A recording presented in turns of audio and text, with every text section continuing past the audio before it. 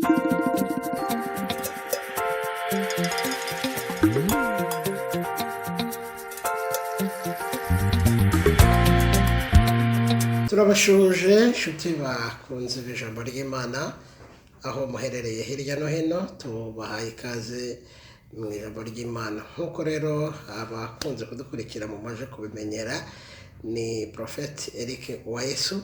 Tunejejwe n'Imana itwemereye kugira ngo uyu mwanya tubashe kuba twasangirira hamwe ijambo ry'Imana. Haleluya.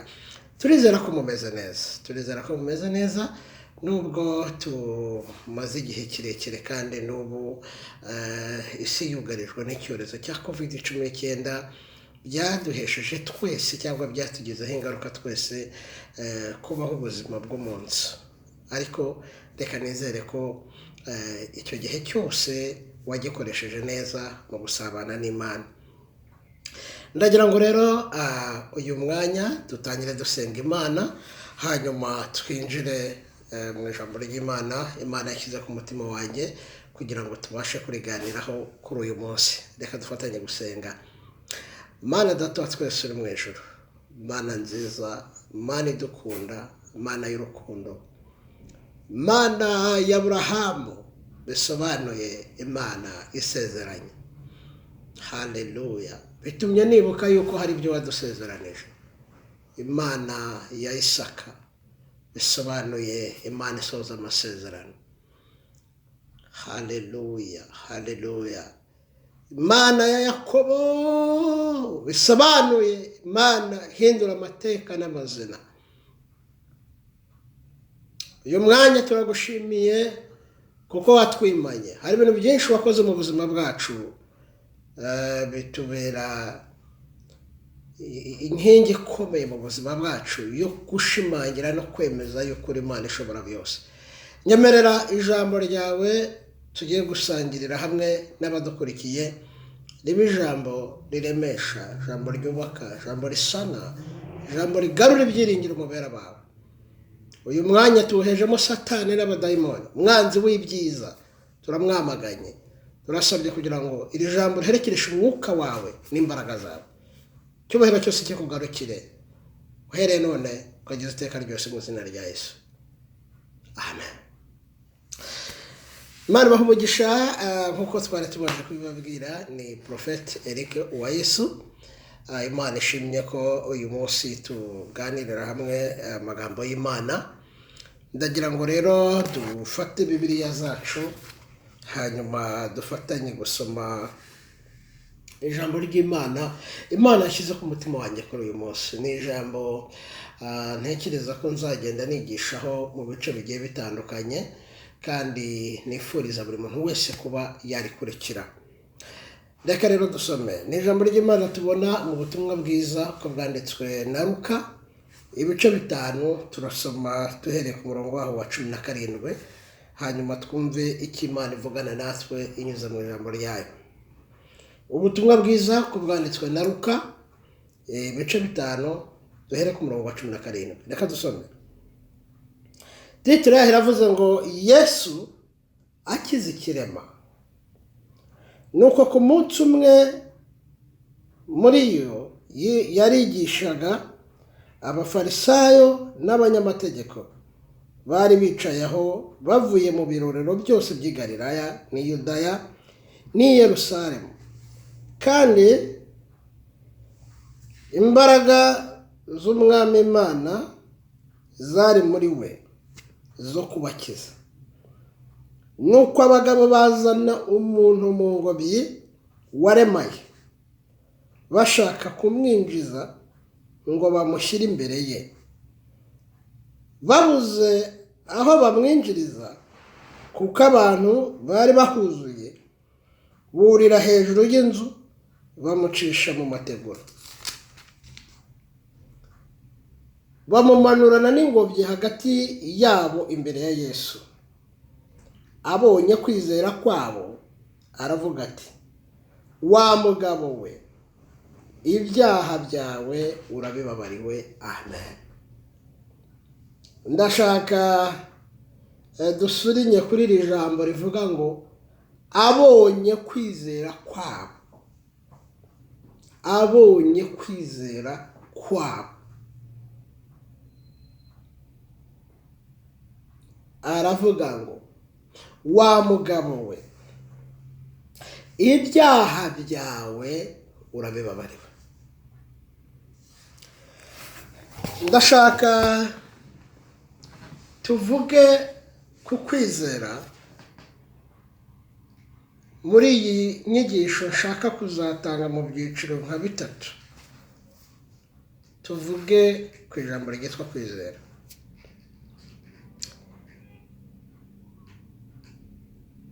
Mbere y'uko tuvuga ku ijambo ryitwa kwizera, reka mbanze mbabwire ibice tuzaganiraho muri iyi nyigisho, cyangwa se muri iyi semina tuzagenda tugirana uko tuzagenda turushaho kwiga ijambo ry'Imana. Icya mbere, tuzaganira kwizera gusanzwe kuba mu muntu, kwizera karemano, kwizera kuba mu muntu. Icya kabiri, tuzaganira kwizera kuzanwa n'agakiza. Icya gatatu, tuzaganira kwizera ku bintu bidasanzwe, kwizera kudasanzwe mu buzima bwacu. Aho ni naho tuzasobanukirwa neza imbaraga zo kwizera. Haleluya. Nkaba rero nifuriza buri muntu wese, buri murokore, buri muntu wese ukunda ijambo ry'Imana gukurikira ibyiciro byose by'iyi nyigisho, kuko ndabizi neza ko uzahabwa umugisha mu ijambo ry'Imana, kuko iri jambo twafashe igihe cyo kurisengera, kandi Imana niyo yatwemereye kugira ngo tubashe kuribasangiza. Haleluya. Bibiliya dusomye, ariyo Bibiliya ndi gukoresha hano, Bibiliya yera, ni Bibiliya yanditswe n'abagabo basaga 40, cyangwa reka mvuga ngo 40 bataziranye. Muri abo bantu banditse Bibiliya, reka mpera aha ngaha muri introduction yanjye, cyangwa se muri introduction y'inyigisho, kugira ngo ubashe kumva neza uburemere n'agaciro k'ijambo ry'Imana. Bibiliya yanditswe n'abantu 40 bataziranye, barimo abashumba b'amatungo, barimo abarobyi, barimo abize n'abatarize. Igitangaza rero gikomeye tubona hano muri iyi Bibiliya nuko aba bantu bagiye bandika Bibiliya ntabwo bari abantu baziranye, kandi bose bigaragara ko bagiye bava mu mubiri, cyangwa bapfuye, cyangwa basinziriye. Nta n'umwe muri bo ubashije kudefanda igitabo yanditse. Kugira ngo iyi Bibiliya murimo mubona hano dufite ibashe kuboneka, byatwaye imyaka 1500. Iyi Bibiliya ikaba igizwe n'imigabane 2. Harimo isezerano rya kera, hakabamo n'isezerano rishya, Ancien Testament na Nouveau Testament. Iyi Bibiliya twebwe aho dusomye ni mu mugabane w'isezerano rishya. Uyu Luka dusomye ni umwe mu banditsi ibi bitabo, ariko we abarirwa mu gice cy'abandi bize. Remember, ibuka ko twavuze ko mu banditsi Bibiliya harimo abize n'abatarize. Uyu Luka akaba yari dogiteri mu bijyanye n'ubuvuzi, cyangwa se yari dogiteri en medicine, n'ubuvuzi bwa muntu, kugira ngo byumvikane neza. Uyu Luka bibutse ko yagiye yandika ibintu yashishoze neza kandi yakoreye ubushakashatsi. ntabwo aricyo nshaka kuvugaho, ariko ndashaka gusobanura ko iki gitabo gifite agaciro gakomeye. Haleluya! Gifite agaciro gakomeye kuruta ibindi bitabo byose dusoma, kuko iyo gisomye ubabaye uhuriramo n'ibikunezeza, iyo gisomye ushonje wakira ibikugaburira, iyo gisomye urwaye wakira ubuzima. Haleluya! Iri jambo iyo risomye ibintu byakuyobeye ubona nta nzira, Imana iguheramo inzira. Muri iri jambo harimo icyerekezo. Ku ijambo twavuze rero tugiye kuganiraho ryitwa kwizera. Kwizera ni iki?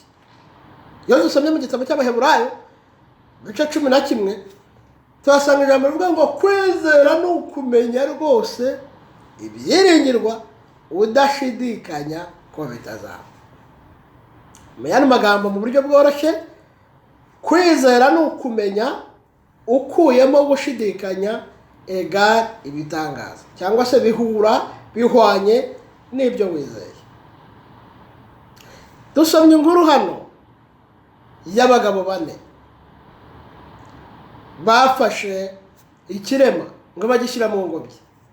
Bibutse ko iyi ngobyi ntabwo ingobyi ku bantu bazi mu bihe bya mbere, wenda hataraza ya mamodoka y'imbangukiragutabara afasha abantu kugeza abarwayi kwa muganga cyangwa ahandi hantu, ingobyi yagombaga kuba ihetswe n'abantu 4,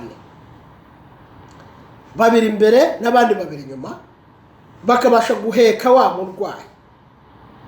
Bibutse yuko mu buzima bwawe aba bantu 4 urabakeneye. Haleluya! Turi ku ijambo ryitwa kwizera, ariko dushaka gushimangira. Birashoboka ko aba bantu 4 bateruye iki kirema, birashoboka yuko nta no kwizera wenda bari banafite kudasanzwe. Aha ni naho nshaka guhera. Ndashaka guhera ku kwizera kwa mbere twavuze, kuba mu muntu, kwizera gusanzwe. Mu buzima busanzwe shobora kuba mfite gahunda yo kuva aho ndi, wenda reka dufate urugero ku bantu bari mu Rwanda. Shobora kuba nshaka kuva ku Gisozi kugira ngo ngere mu mujyi kuri Simba supermarket. Ngahamagara umuntu kuri telefone nkabwira nti ngiye ku drivinga cyangwa se ngiye gufata moto, mu minota 15 ndabakugezera.